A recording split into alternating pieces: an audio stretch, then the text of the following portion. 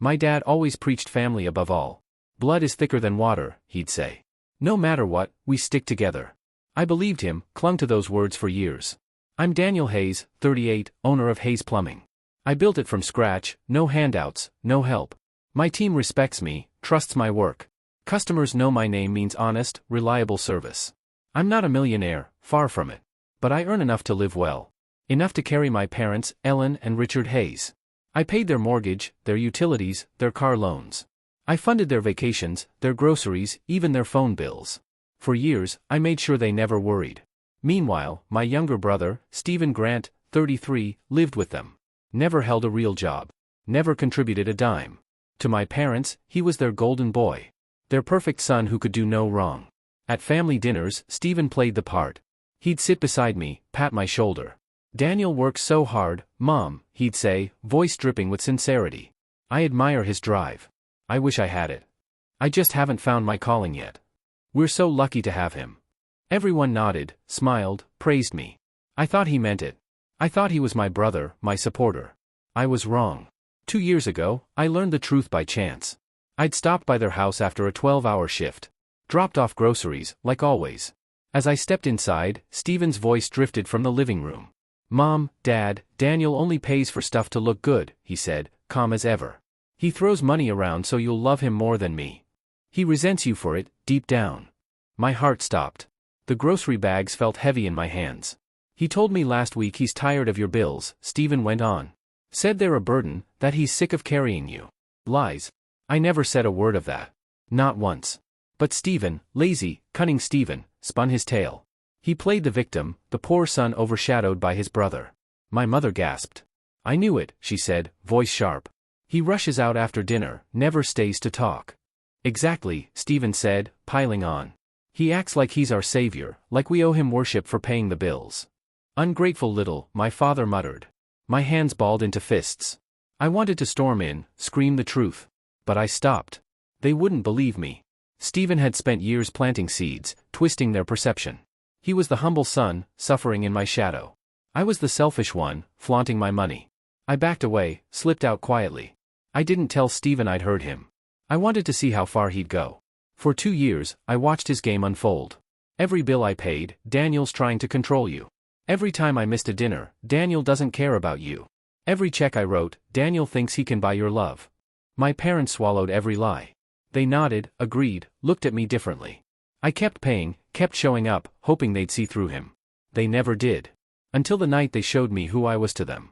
It was my mother's 60th birthday. A big family dinner, relatives packed into the dining room. I'd paid for it all, catered food, decorations, her new silk dress. I stood in the corner, nursing a beer, exhausted but glad she was happy. The room buzzed with laughter, clinking glasses, the smell of roasted lamb. Then my father stood for a toast. To our amazing son, Stephen, he said, raising his glass. For being the heart of this family, always here for us. Cheers erupted, glasses clinked. My beer froze halfway to my lips. Stephen, slouched in his chair, caught my eye. He smirked and winked. That wink cut deeper than any words. He'd won. Years of lies had erased me from their hearts. And to you, Daniel, my mother added, her smile thin and forced. For being here. A ripple of soft laughter spread. I stood there, stunned, the room blurring. Then Stephen raised his glass. To Daniel, he sneered, our little burden. Laughter, louder this time, filled the room. A burden. Not the son who paid their way for years. Not the man who worked himself raw so they could live easy. Just a burden. My hands shook as I set my glass down. For years, I'd buried the hurt, the betrayal. Not tonight. I grabbed my jacket from the chair. Walked out without a word. The laughter faded behind me. The music played on. No one followed. In my truck, the cold night air hit my face. I sat there, engine off, staring at the dashboard. I'd given them everything, money, time, loyalty. And I was nothing to them. That was the moment I knew. I was done. That night, I made 2 calls. First, my landlord, I'm moving out by the weekend. Second, my bank, change all my account details. Every single one. My parents were no longer my responsibility.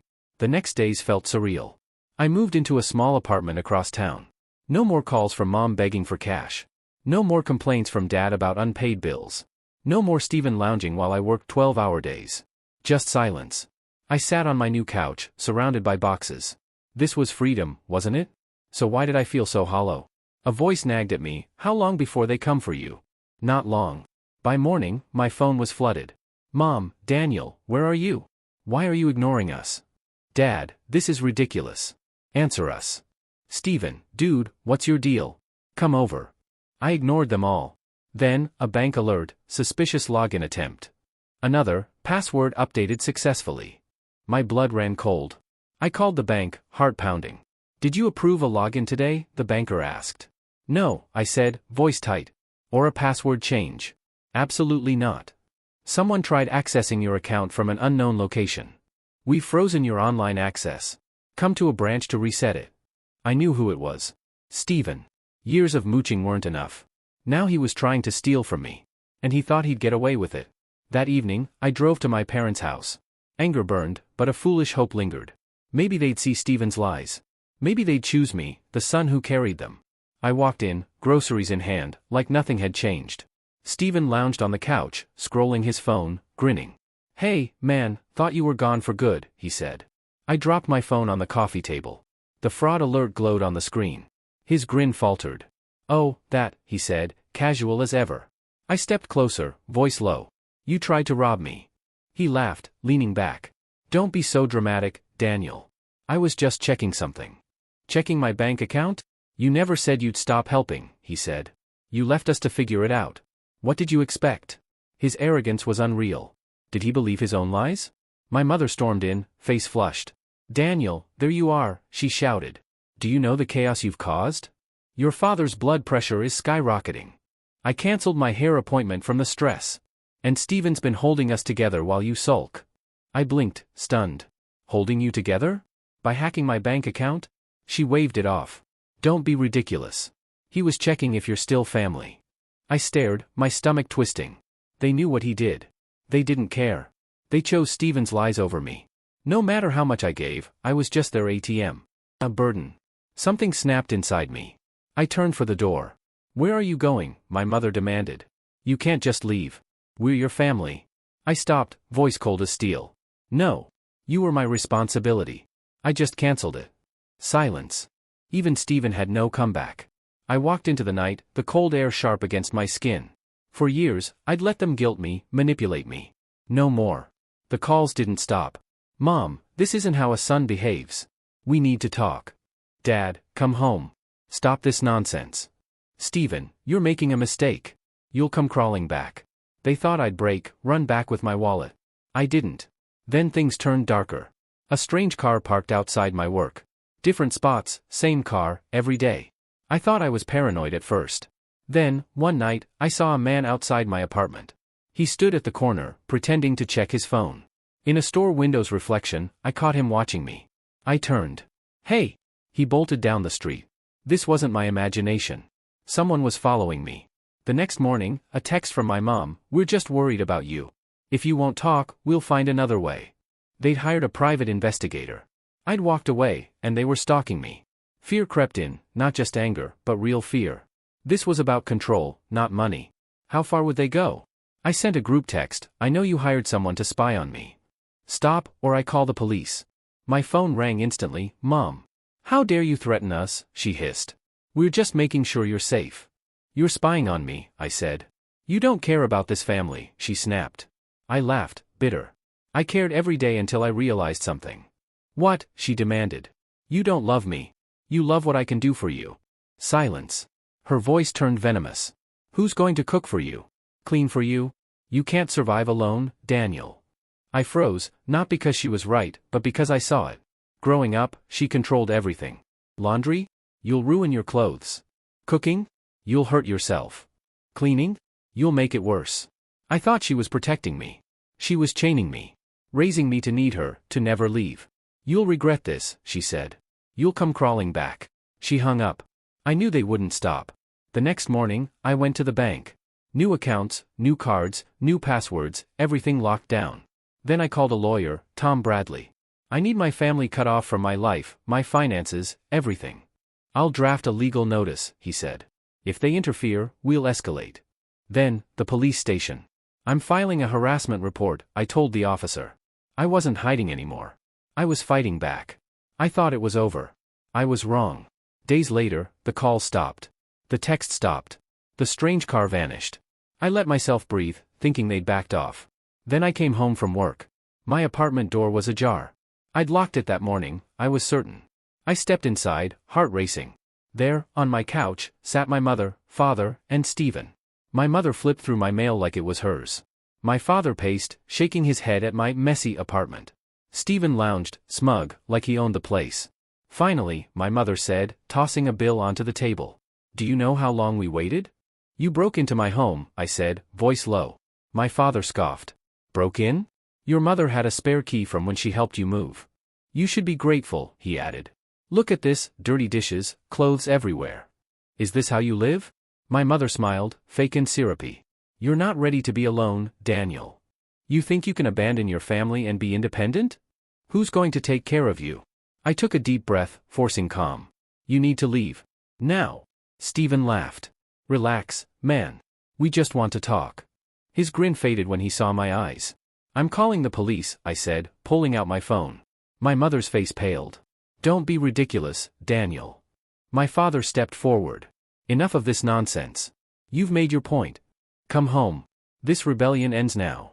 They thought they could drag me back. 10 seconds, I said, "or I call." My mother's face twisted with rage. "You'd call the police on your own blood? You stopped being my family when you broke in," I said. "After all we sacrificed," she screamed. "Sacrificed? You mean using me as your ATM? You gave me a prison, not a home." She stepped closer, voice like a blade. "You'll fail, Daniel. You can't survive alone. You'll come crawling back, begging." I pressed call. The ringing echoed. Her face drained of color. "You're really doing this?" Stephen muttered, standing. He looked nervous, finally. My father grabbed her arm. "Enough," he said, pulling her toward the door. "You think you've won?" she spat. "You think you can erase us?" "Watch me," I said. They left, slamming the door. The police arrived 20 minutes later. I explained the break-in, the threats, the investigator. They checked my locks, took my statement. "Do you want to press charges?" an officer asked. I hesitated.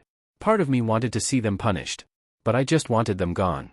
"A restraining order for now," I said. This wasn't revenge. It was survival. That night, locking my door, I felt peace. 6 months passed. New locks, new number, new life. No word from them. I could breathe. Hayes Plumbing was booming. More clients, bigger contracts. I hired 2 new guys, started planning an expansion. Every dollar was mine. No surprise bills, no fake emergencies from Stephen. Just quiet. I heard rumors, though. Stephen got a job when the bills piled up. Quit after 2 weeks, work wasn't for him. My parents downsized, couldn't keep up with the mortgage. They tried borrowing from relatives, but no one bit. They'd burned too many bridges. I wanted to feel sorry for them. But they'd built their own mess. One Sunday, my phone buzzed, an unknown number. I answered, wary. "Daniel, sweetheart, it's your mother."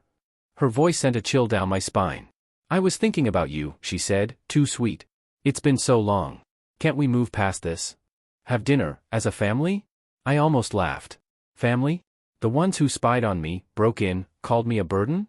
Now, drowning without my money, they wanted me back. "I hope you're okay, Mom," I said, voice steady. "Oh, darling, I knew you'd come around," she said, too eager. "We have nothing to discuss." Silence. Her tone turned sharp. "Don't act like this. We're your parents. We raised you. I repaid you 1,000 times over," I said. "You're acting like you don't care," she snapped. "You lost me years ago," I said. More silence. "Fine," she said, voice ice cold. "Don't expect us to be there when you need us. I haven't needed you for a long time." I hung up. I stared at my phone, waiting for the guilt. It never came. I saw it clearly now. Family isn't blood. It's respect, loyalty, trust. If someone only values what you give them, they're not family.